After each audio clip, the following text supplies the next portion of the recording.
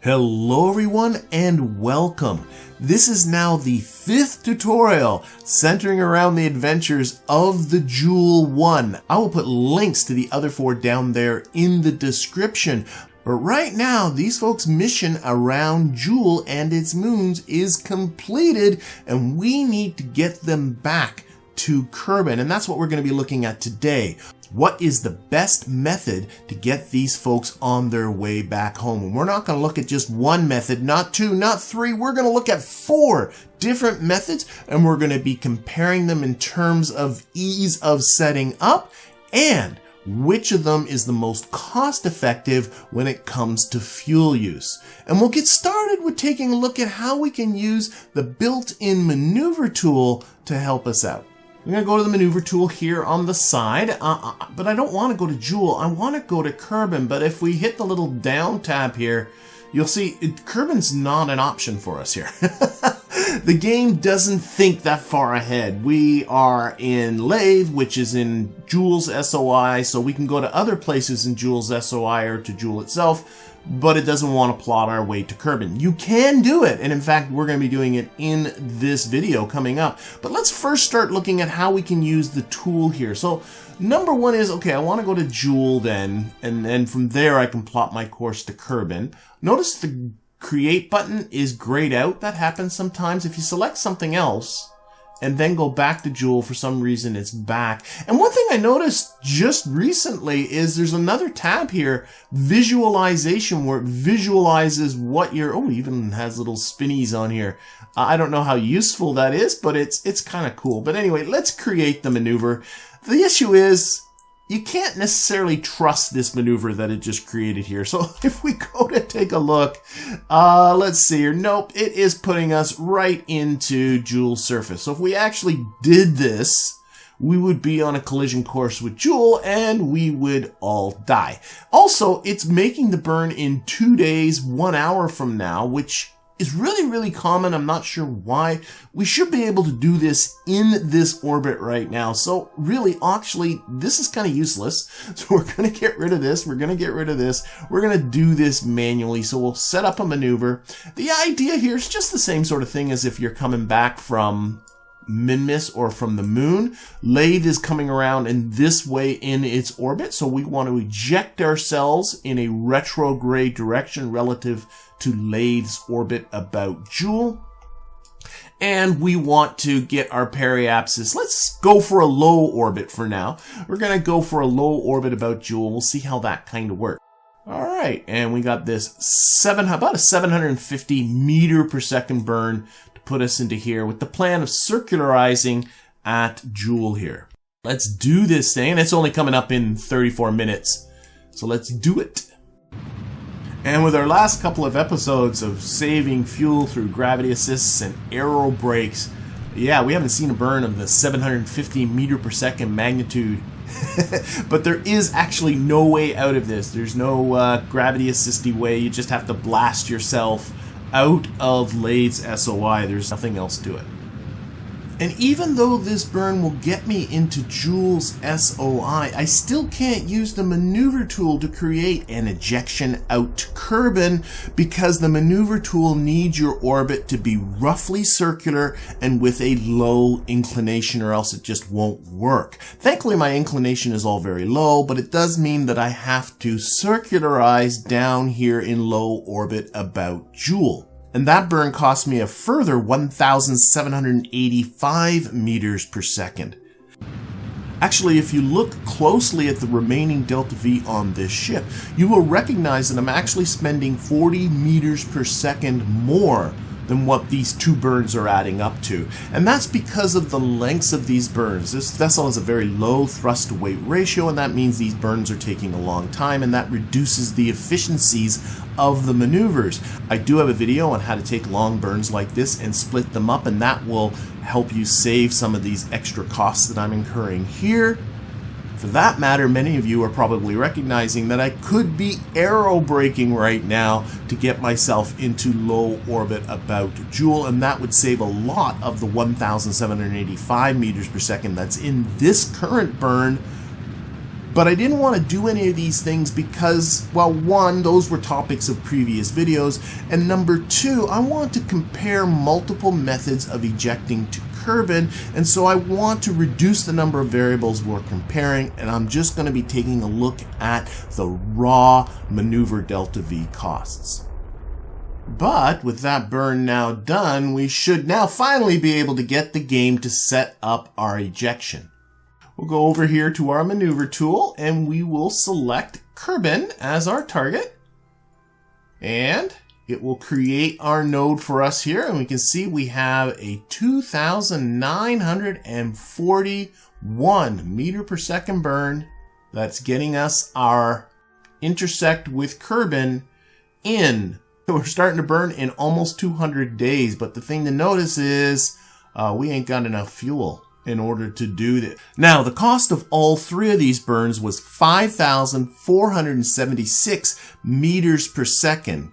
So let's revert back to when we were in that orbit about Laythe and see if we cannot improve upon this while still using the maneuver tools that the game gives us. Alright, so if going down into low orbit around Joule cost us so much, why not just not go into low orbit about Joule? Why not just create a burn here that just barely ejects us out of Laythe's SOI? Now, notice that even though I just barely got out of Laythe, my periapsis is still pretty low, so play around with the timing of this. Whoops, I just lost my maneuver. Play around with the timing here. Let's jump up 20-second intervals here. And see if you can get this periapsis to be higher. Notice I'm doing a pretty unethical ejection, but that's because I'm not shooting for getting as low as I can. Now you got to be a little careful. If you saw that, it's really easy because we're not changing our orbit by too much. There was a moment there I'll go till I see it. There. I'm starting to run into Laythe again. And you got to be really careful with this, see, because the game starts, if you can't fiddle around just on the outside of Laythe's SOI, the game will suddenly float, decimal place you back into Laythe's SOI, and then you might be in a lot of trouble. So actually make your periapsis, I think I need to go the other way. There it is. Quite a bit below. I'm going to go for about here. So that I don't want to worry about running into Laythe again. Alright, anyway, I'm pretty happy with this. So let's do this burn. Coming up in 21 minutes.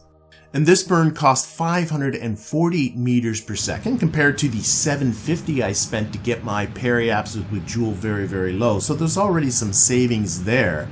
And those savings continued because once I got to my new higher periapsis, the cost of circularizing way out here was only 144 meters per second compared to the almost 1800 meters per second I spent in my previous method.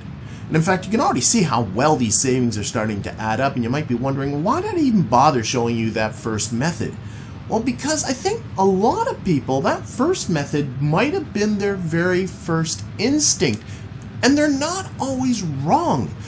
There is this thing called the Oberth effect, which tells us that we should be always doing these prograde and retrograde burns when we're really close to planets. And you would think, like a great big planet like Joule, let's use its gravity to our advantage and get really close to Joule. Turns out in this circumstance, that doesn't work. But in other circumstances, around other planets and with other moons, it does work. So you have to try both. You have to see which one is going to work out for you. Anyway, as this burn is drawing to a close, it's time to find out what our final total cost is going to be.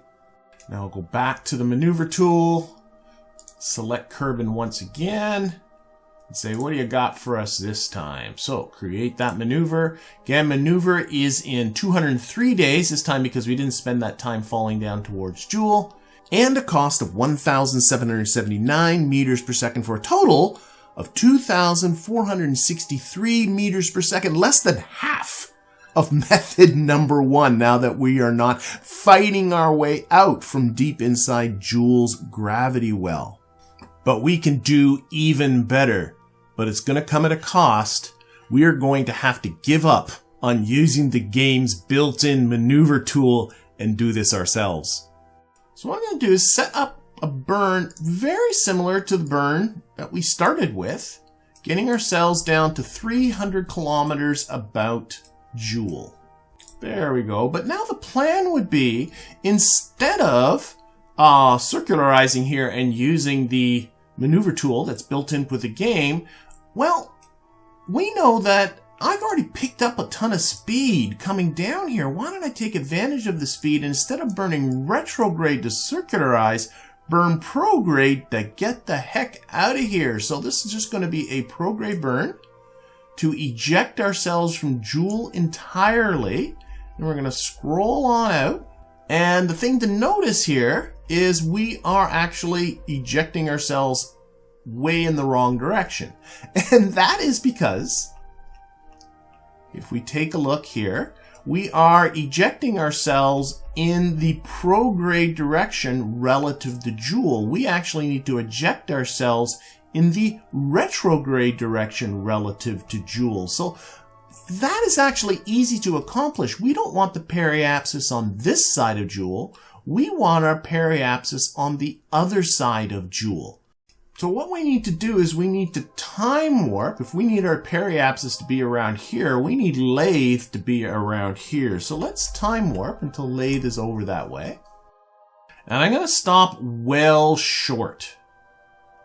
So I want to give myself the opportunity to tweak this. And again, we want to eject ourselves retrograde relative to Laythe. So that would be in this direction.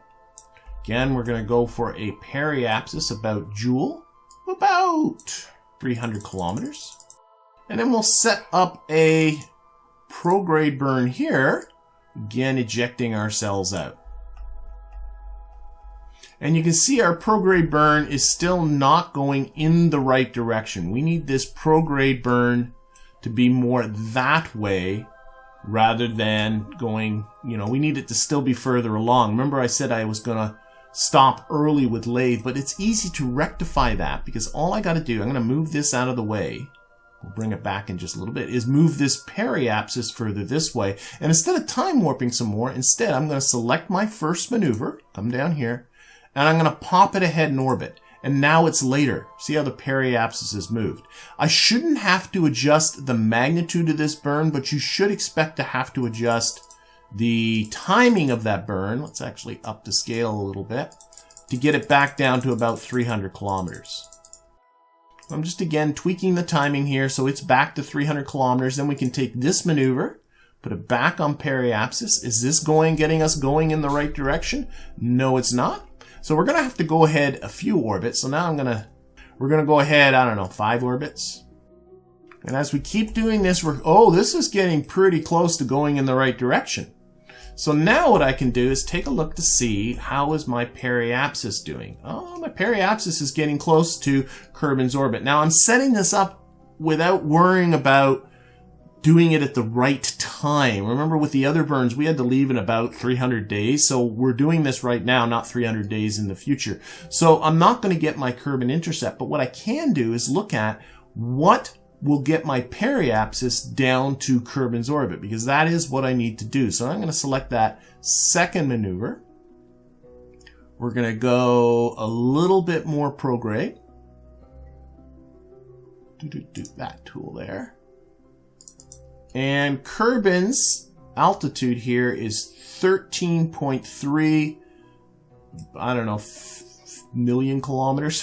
So I want to get this into the same ballpark. So we'll go with that, 13.3 million kilometers. There we go. Now, the question is, am I doing it at absolutely the right time? I think I'm pretty close just looking at the direction this is, but maybe I went a little bit too far. So let's go back to my first maneuver, come back in orbit, reset this up. And now I can see I can tell this is going in the wrong direction. And you can tell over here because I just raised my periapsis relative to Kerbin. So this is worse. What if I went forward 2 more orbits? I might have been right on it that first time. Let's get that first maneuver. Go forward 2 more orbits. 1, 2. See if that's better. If this is still worse, then I know that I had it right the first time. Take a look at our ejection. Now I can see I'm coming out too far. Again, I want to be right along Joule's orbit. I'm sure this is worse at Kerbin's end. Again, notice how the periapsis with Kerbin is too high. It's gone high. This is less efficient. So I was actually in the right spot on my first try. I got lucky. There we go. So we got our first maneuver. We got to be a little careful because this is showing always the first maneuver. So if I go to the first maneuver and go to the actual details here, just missed the maneuvers, details here, I can see that this burn is about 750 meters per second. And on my second maneuver here, we got 1,156. That's our actual ejection. So adding up, that's 1,906 meters per second. Yeah, forget you, game, and your fancy maneuver creating tools. We can outperform you if we put just a little bit of thought into it. And you might think that this is the end of the story, and quite often it is. Quite often this swooping in close to the parent body before blasting your way out is the way to go. But this isn't one of those situations. No, there is a cheaper way to do it. But before we get to that, I want to take a moment to recognize my wonderful patrons and YouTube members who continue to support this channel. And in particular, I want to recognize my two newest members, Jared Shark and Misha Aremenchuk. Thank you very much. Your support is greatly appreciated. And if you would like to become a patron or YouTube member, the appropriate links are down there below the video. Alright, let's get to this final method. And this had to do with, we call the one where we put ourselves in an orbit that was just below Laythe's orbit and then ejected ourselves from that. Can't I just eject myself straight out from Laythe's orbit? Can't we just send ourselves out there in one single burn? And the answer to that question is yes. Once again, though, you gotta wait until Laythe is in the right position. So again, if we scroll on out, Joule is coming in this direction, going from top to bottom on your screen. So we need to eject ourselves in a retrograde direction to bring our orbit down towards Kerbin. So that means we need to eject ourselves in that way. Now, think about yourself, you're orbiting. Imagine this isn't Laythe, this is just us, right? And we need to eject ourselves in this direction. Well, we need to then raise this part of our orbit up in this direction here. And so that actually means we're actually coming pretty close to the right spot. If we eject ourselves here, we'd be raising our orbit in this direction. So let's set this up right now. Let's see how this works. So we want to go off this way in a prograde direction relative to Laythe. We're going to eject in this direction.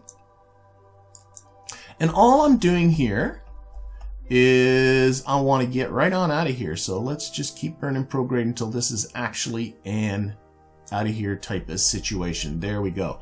And what I want to do is take a look at this periapsis, and I want to keep burning it prograde, bringing it down towards going out. It only went down so far, and that's because if we take a look, we actually are kind of going in the wrong way. You can play around with the exact timing of this. Oh, this is bringing it down. You can see that coming, bringing that periapsis down. I can see I need to burn more. Bring it down even further. I can play around with the timing as well. But all I got to do, oops, I'm getting some other moon encounter down here around Joule.